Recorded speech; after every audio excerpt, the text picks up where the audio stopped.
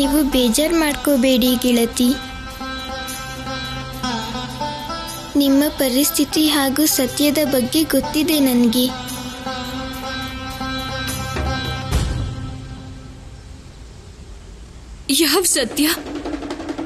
ಯಾವ ಸತ್ಯದ ಬಗ್ಗೆ ಮಾತಾಡ್ತಿದ್ದೀರಾ ನೀವು?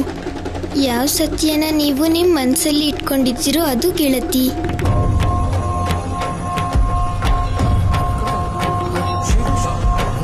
ಅಂಥದ್ದು ಏನಿದೆ ಈಗ ನನ್ನ ಮನಸ್ಸಲ್ಲಿ? ಅದೇನು ಅಂದ್ರೆ ನೀವು ಪೂರ್ತಿ ಕತೆ ಹೇಳಬೇಕು ಅಂತ.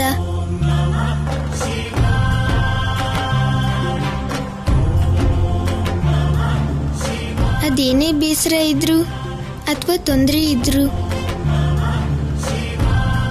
ನೋಡಿ, ನಾನು ಬಂದಿದ್ದೀನಿ ನಿಮ್ಮ ಕಷ್ಟಗಳನ್ನ ದೂರ ಮಾಡೋಕೆ.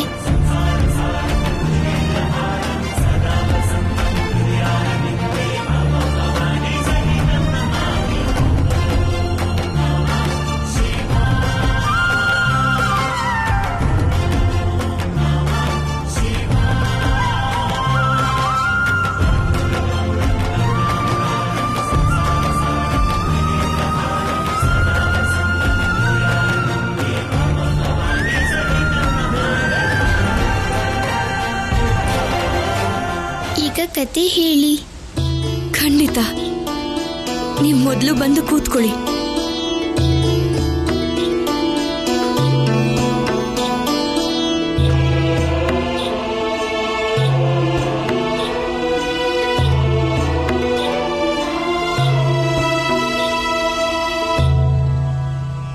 ಬೇಗ ಕತೆ ಶುರು ಮಾಡಿ ನೆರೆಮನೆ ಗೆಳತಿ.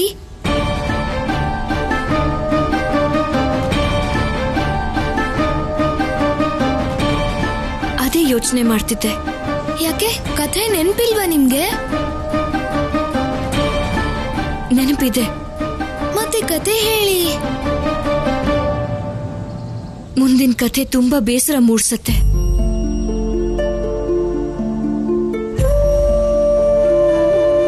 ಸತ್ಯ ಕೋಮಲ ಹೃದಯ ಒಡೆದು ಹೋಗುವಂತ ಕತೆ. ಪ್ರೇಮ ಕಥೆಯ ಈ ತಿರುವಲ್ಲಿ ಸತಿ ತನ್ನ ಪ್ರಿಯ ಶಿವನಿಂದ ದೂರ ಆಗೋಗ್ತಾಳೆ.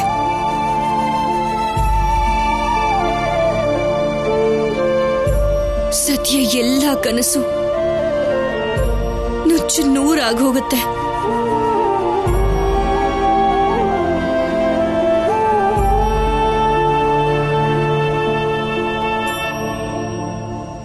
ದುಃಖನ ಮರೆಯೋದೇ ದೊಡ್ಡ ಗುಣ ಅಲ್ವಾ? ನೀವೀಗ ಕತೆ ಹೇಳಿ.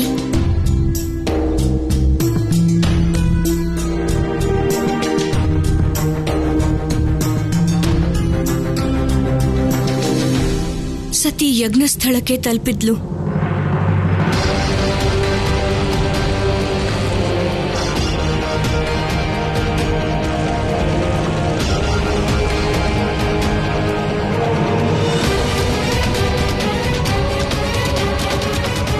ಯಾವಾಗ ಸತಿಗೆ ಅವಮಾನ ಆಗುತ್ತೋ ಆಗ ನನ್ನಿಂದ ಸಹಿಸ್ಕೊಳಕ್ಕಾಗೋದಿಲ್ಲ.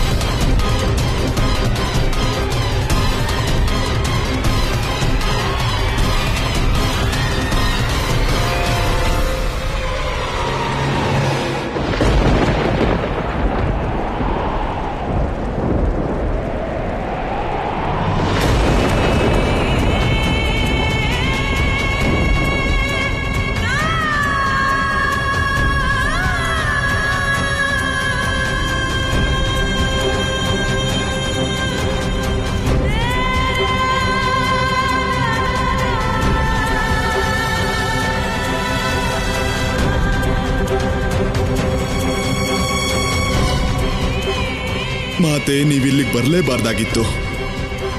ಖಂಡಿತ ನೀವು ಬರಲೇಬಾರ್ದಾಗಿತ್ತು.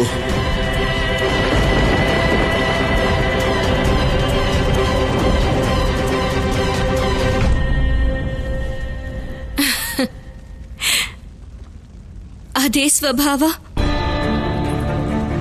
ಅದೇ ಕಠೋರತೆ. ನೀವು ಸ್ವಲ್ಪನೂ ಬದಲಾಗಿಲ್ಲ ಪಿತಾಶ್ರೀ. ನನ್ನ ಪಿತಾಶ್ರೀ ನಾನು ಚಿಕ್ಕವಳಿದ್ದಾಗ ಹೇಗಿದ್ರು ಈಗ್ಲೂ ಹಾಗೇ ಇದ್ದಾರೆ. ಅದೇ ಕೋಪ, ಅದೇ ಸಿಡುಕು.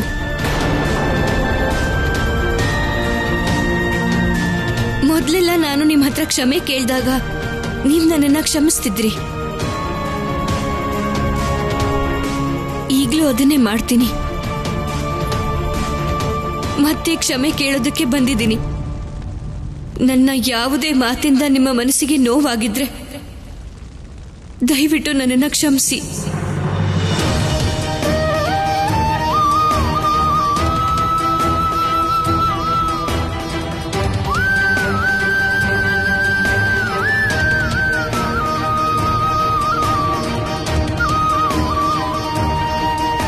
ನನ್ನನ್ನ ಮತ್ತೆ ಸ್ವೀಕರಿಸಿ.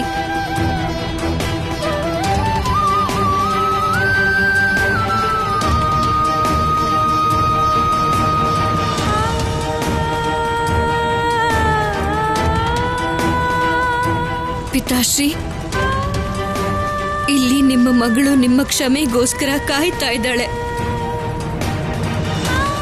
ಕೋಪನ ಬಿಟ್ಟು ನನ್ನನ್ನ ಒಪ್ಕೊಳ್ಳಿ.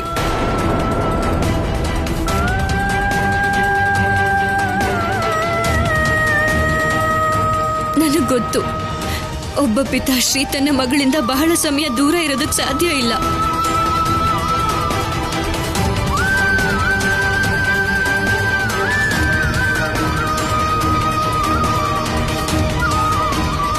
ಒಪ್ಕೋತೀನಿ, ನಾನೀಗ ವಿವಾಹಿತೆ. ಮೊದಲಿನ ಅಧಿಕಾರ ಈಗ ಇರೋದಿಲ್ಲ. ಆದ್ರೆ ನಾನು ನಿಮ್ಮ ಮಗಳೇ ಅಲ್ವಾ? ನಾನೇ ನಿಮ್ಮ ಹತ್ರ ಬರ್ತೀನಿ. ದೇವಿ ಪ್ರಸೂತಿ,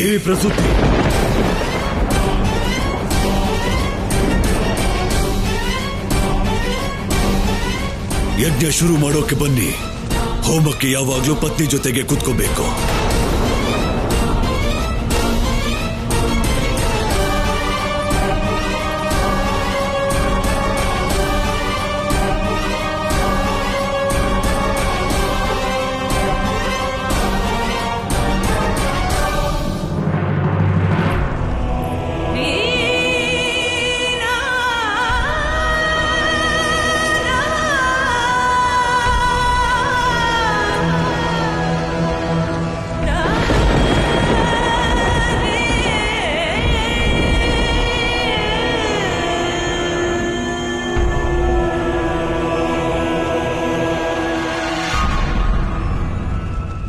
ಅರ್ಥ ಆಯ್ತು. ಪಿತಾಶ್ರೀನ ಒಪ್ಸೋದಕ್ಕೆ ತಾತನ ಹತ್ರನೇ ಮಾತಾಡ್ಬೇಕು.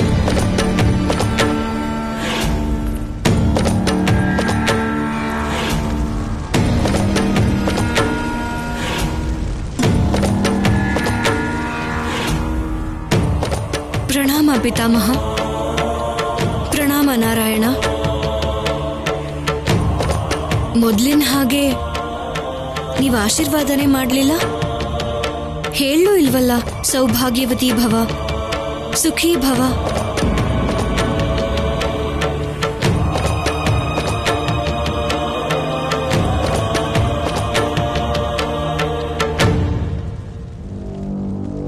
ಅರ್ಥ ಆಯ್ತು ಆಶೀರ್ವಾದ ಯಾಕೆ ಮಾಡಲಿಲ್ಲ ಅಂತ. ಹೃದಯದ ಭಾವಕ್ಕೆ ಶಬ್ದಗಳ ಅವಶ್ಯಕತೆ ಇರೋದಿಲ್ಲ. ನಾನು ಸತ್ಯ ಹೇಳ್ದೆ ಅಲ್ವಾ?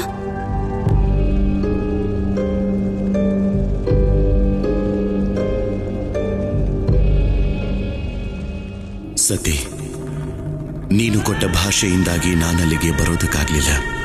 ಬ್ರಹ್ಮದೇವ ಮತ್ತು ನಾರಾಯಣರ ಆಶೀರ್ವಾದ ಕೂಡ ಸಿಗ್ಲಿಲ್ಲ. ಮುಂದೆ ಏನ್ ನಡೆಯುತ್ತೋ ಅದರ ವಿರುದ್ಧವಾಗಿ ಅವರು ಆಶೀರ್ವಾದ ಮಾಡೋಕ್ಕಾಗಲ್ಲ. ಪಿತಾಮಹ, ಪಿತಾಶ್ರೀಗೆ ಹೇಳಿ ಸಿಟ್ಟು ಮಾಡ್ಕೋಬೇಡ ಅಂತ. ನೀವೊಬ್ರೇ ಅವ್ರನ್ನ ಒಪ್ಸೋದಕ್ ಸಾಧ್ಯ. ಮಗಳೇ ಸತಿ, ನೀನು ಬಾಲ್ಯದಿಂದಲೂ ನೋಡಿದ್ದೀಯ. ನಿನ್ನ ಅಪ್ಪ ಪ್ರಜಾಪತಿ ದಕ್ಷ ಹಠವಾದಿ. ಅವನು ಸಿಟ್ಟನ್ನ ಯಾವತ್ತೂ ತ್ಯಾಗ ಮಾಡಲ್ಲ.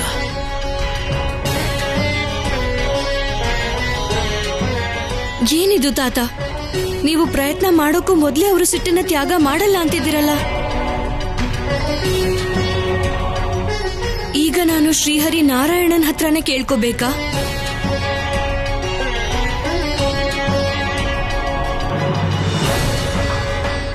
ಪ್ರಭು, ನಿಮ್ಮ ಆರಾಧ್ಯ ದೈವ ಶಿವನ ಅರ್ಧಾಂಗಿಗಾಗಿ ಈಗ ನೀವೇ ಏನಾದ್ರೂ ಮಾಡಬೇಕು. ಅದರಿಂದ ಪಿತಾಶ್ರೀಯ ಸಿಟ್ಟು ಕಡಿಮೆ ಆಗಬೇಕು.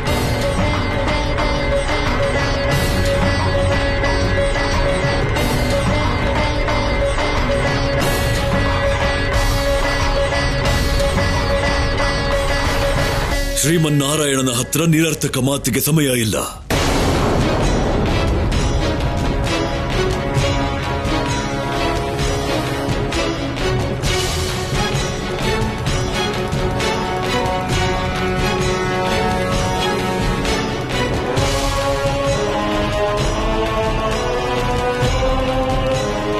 ಯಜ್ಞ ಆರಂಭ ಆಗ್ತಾ ಇದೆ, ಶಾಂತಿಯಿಂದಿರಿ.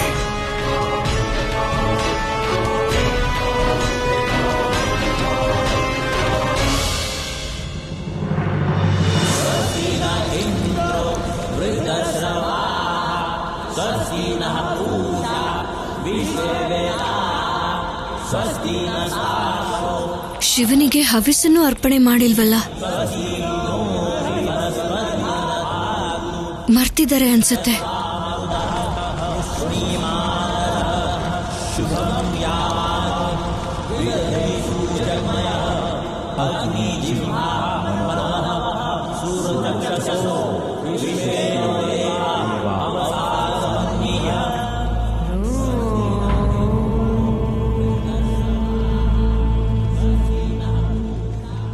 ತ್ರಿಮೂರ್ತಿಗಳು 3 ಜನ, ಆದ್ರೆ ಆಸನ ಇಬ್ಬರಿಗೇನಾ?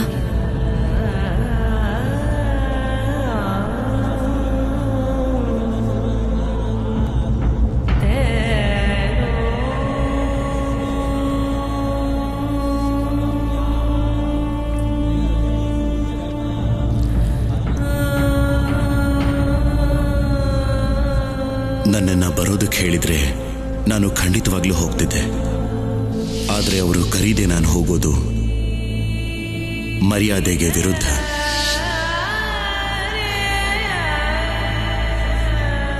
ನಿನ್ನ ಗಂಡನಾಗಿರೋ ಕಾರಣಕ್ಕೆ ನಾನು ನಿನಗೆ ಆ ಅವಮಾನದ ನೋವನ್ನ ಅನುಭವಿಸೋದಕ್ಕೆ ಬಿಡೋದಿಲ್ಲ. ಬಹುಶಃ ನಿನಗೆ ಅಲ್ಲಿ ತೊಂದರೆ ಆಗಬಹುದು, ಅಥವಾ ಅಲ್ಲಿ ನಿನಗೆ ಅವಮಾನನೂ ಆಗಬಹುದು, ಜೊತೆಗೆ ಅನ್ಯಾಯ ಕೂಡ ಆಗಬಹುದು. ನಾನು ನನಗಾಗೋ ಅವಮಾನನ ಸಹಿಸ್ಕೋತೀನಿ, ಆದ್ರೆ ನಿನಗಾಗೋ ಅವಮಾನನ. ಪಿತಾಶ್ರೀ, ಇದು ಶಿವನಿಗೆ ಮಾಡ್ತಿರೋ ಅವಮಾನ. ಅವಮಾನ ಆಗೋದು ಯಾರಿಗ್ ಗೊತ್ತಾ? ಸನ್ಮಾನ ಮಾಡಿಸ್ಕೊಳ್ಳೋಕೆ ಯೋಗ್ಯ ಆದವನಿಗೆ.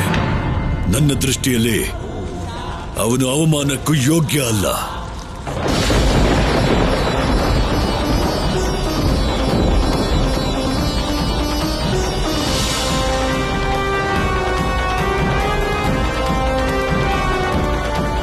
ಅವರು ನಿಮ್ಮ ಅಳಿಯ. ಅಳಿಯ ಅಂದ್ರೆ ನಿಮ್ಮ ಗೌರವ. ಅವ್ರ ಬಗ್ಗೆ ಹೀಗೆ ಕೆಟ್ಟ ಮಾತುಗಳನ್ನ ಈ ತರ ತುಂಬಿರೋ ಸಭೆಯಲ್ಲಿ ಹೇಳ್ತಿದ್ದೀರಾ? ಅವರು ನಿಮ್ಮ ಮಗಳ ಪತಿ. ಮಗಳಾಗಿದ್ಲು, ಈಗಲ್ಲ.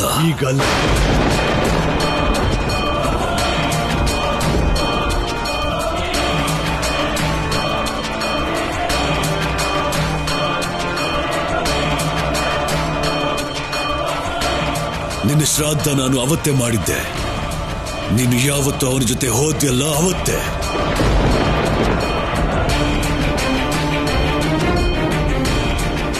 ಅದಕ್ಕೋಸ್ಕರ ನಾನು ನಿನ್ನನ್ನ ಈ ಹೋಮಕ್ಕೆ ಕರೀಲೂ ಇಲ್ಲ.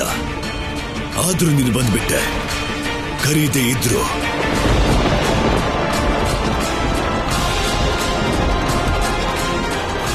ನಿನಗೂ ಮತ್ತು ಆ ಕಪಾಲಿಕನಿಗೂ ಏನು ಬಯಕೆ ಗೊತ್ತಾ? ನಾನು ಆ ಘೋರಿಗೆ ಗೌರವ ಕೊಡಬೇಕು, ಅವನಿಗೆ ಸ್ಥಾನ ಕೊಡಬೇಕು, ಅವನನ್ನ ಇಲ್ಲಿ ಕರಿಬೇಕು. ಇಲ್ಲ, ಇದು ಸತ್ಯ ಅಲ್ಲ. ಈಗಿದು ಸತ್ಯ ಅಲ್ಲದೆ ಇದ್ರೆ ಅವನು ನೀನಿಲ್ಲಿಗೆ ಬರ್ದೇ ಇರೋ ತರ ಯಾಕೆ ತಡಿಲಿಲ್ಲ? ಮದುವೆ ಆದ ಮೇಲೆ ತವರು ಮನೆ ಅನ್ನೋದು ಮಗಳಿಗೆ ದೂರ ಆಗತ್ತೆ. ಇಂಥ ಜಾಗಕ್ಕೆ ಆಮಂತ್ರಣ ಇಲ್ಲದೆ ಹೋದಾಗ ಗೌರವ ಸಿಗೋದಿಲ್ಲ.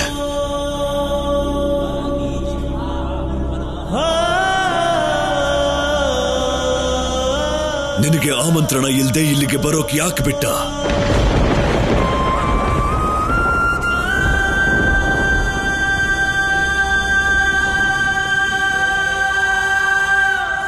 ಹೋಗೋ, ಹೋಗಿ ಹೇಳು ಅವನಿಗೆ ಪ್ರಜಾಪತಿ ದಕ್ಷನ ಅರಮನೆಯಲ್ಲಿ ಸೇವಕರ ಪಂಕ್ತಿನಲ್ಲೂ ಜಾಗ ಸಿಗೋಕ್ ಸಾಧ್ಯ ಇಲ್ಲ ಅಂತ. ಹೋಗೋ. ಸಾಕು ಸಾಕು.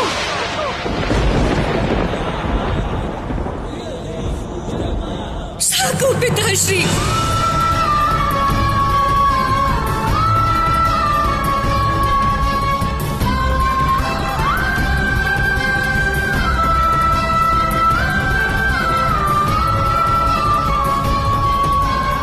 ತುಂಬಾ ಅವಮಾನ ಆಯ್ತು ಶಿವನಿಗೆ,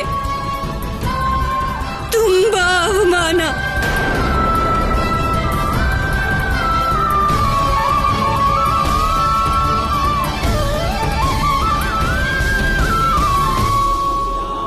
ಸಿಟ್ಟಲ್ಲಿ ನೀವು ದೊಡ್ಡ ತಪ್ಪು ಮಾಡ್ತಿದ್ದೀರಾ ಪಿತಾಶ್ರೀ. ನಿಮಗೆ ಅವ್ರಿಗೆ ಗೌರವ ಕೊಡೋದು ಇಷ್ಟ ಇಲ್ಲ ಅಂದ್ರೆ ಕೊಡಬೇಡಿ ಗೌರವನ. ಆದ್ರೆ ಯಾರು ತ್ರಿಮೂರ್ತಿಗಳಲ್ಲೇ ಶ್ರೇಷ್ಠರೋ, ದೇವರ ದೇವ ಮಹಾದೇವನೋ, ಅವ್ರಿಗೆ ಅವಮಾನ ಮಾಡಬೇಡಿ. ಪಶ್ಚಾತ್ತಾಪ ಪಡ್ತೀರಾ, ತುಂಬಾ ಅನುಭವಿಸ್ತೀರಾ. ಇವತ್ತು ನಾನು ಅವರ ಮಹತ್ವನ ತಿಳ್ಕೊಂಡೆ. ಬಹಳ ದೊಡ್ಡ ಮೌಲ್ಯ ಗೊತ್ತಾಯ್ತು ನನಗೆ. ಬಹಳ ದೊಡ್ಡ ಅಧಿಕಾರನೂ ಕಳ್ಕೊಂಡೆ. ನಿಮ್ಮನ್ನ ಕೈ ಮುಗಿದು ಬೇಡ್ಕೋತೀನಿ. ನೀನು ಇಲ್ಲಿ ನನ್ನ ಪಕ್ಕ ಕೂರೋ ಹಾಗಿಲ್ಲ. ನನ್ನ ಅರ್ಧಾಂಗಿ ಆಗೋ ಅಧಿಕಾರನ ನೀನು ಕಳ್ಕೊಂಡಿದ್ಯಾ. ಹಾಗೆ ಹೇಳೋದು ನನಗೂ ಕೂಡ ಕಷ್ಟನೇ ಆಗಿತ್ತು ಸತಿ. ಶಿವಂಗೆ ನಾರಾಯಣನೇ ಆರಾಧ್ಯ, ನಾರಾಯಣನಿಗೆ ಶಿವನೇ ದೈವ. ಅಂತ ಶಿವನಿಗೆ ನೀವು ಸ್ಥಾನನೇ ಕೊಟ್ಟಿಲ್ವಲ್ಲ. ಕೇವಲ ಇಬ್ಬರು ದೇವರಿಗೆ ಸ್ಥಾನ ಕೊಟ್ಟಿದ್ದೀರಲ್ಲ. ಯಾಕೆ ಪಿತಾಶ್ರೀ?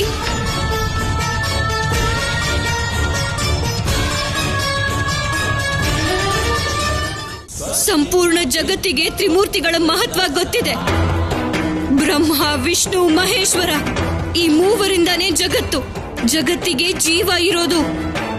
ಈ ಯಜ್ಞ, ಹವನ, ಕೆಲಸ, ಧರ್ಮ, ಈ ಪಾಪ ಪುಣ್ಯ ಇರೋದು.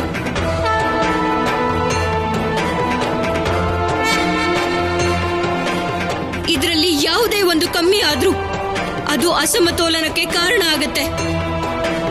ಅದಕ್ಕೆ ಶಿವನಿಗೆ ಅವರ ಗೌರವನ ಕೊಡಿ ಪಿತಾಶ್ರೀ. ಅವರಿಗೆ ಅವರ ಸ್ಥಾನನ ಕೊಡಿ.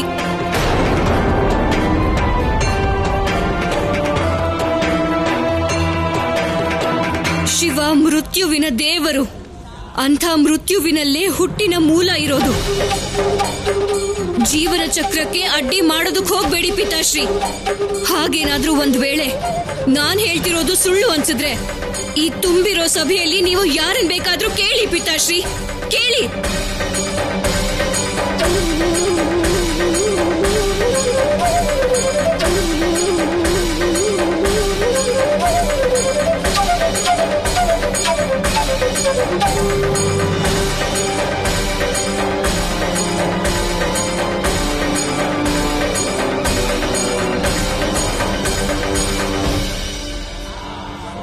ಇಂಥ ಕಷ್ಟದ ಸಮಯದಲ್ಲಿ ವಿವೇಕವಂತರು ಮೌನವಾಗಿರೋದು ಅಪರಾಧ. ಅರ್ಥ ಮಾಡಿಸಿ ನನ್ನ ಪಿತಾಶ್ರೀಗೆ. ಶಿವ ಇಲ್ಲದೆ ಯಾವ ಯಜ್ಞ ಕೂಡ ಪೂರ್ತಿ ಆಗೋದಿಲ್ಲ ಅಂತ ಅವ್ರಿಗೆ ತಿಳಿಸಿ ಹೇಳಿ. ಅರ್ಥ ಮಾಡಿಸಿ ಅವ್ರಿಗೆ.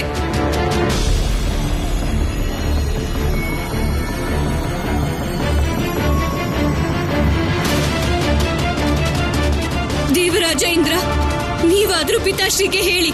ಶಿವನಿಗೆ ಅವಮಾನ ಮಾಡಿದ್ರೆ ಏನಾಗುತ್ತೆ ಅಂತ ಹೇಳಿ ಅವ್ರಿಗೆ. ದೇವಿ, ಇದು ಸತ್ಯನೇ. ಮಹಾದೇವ ಇಲ್ಲದೆ ಯಾವ ಯಾಗನೂ ಪೂರ್ತಿಯಾಗೋದಿಲ್ಲ.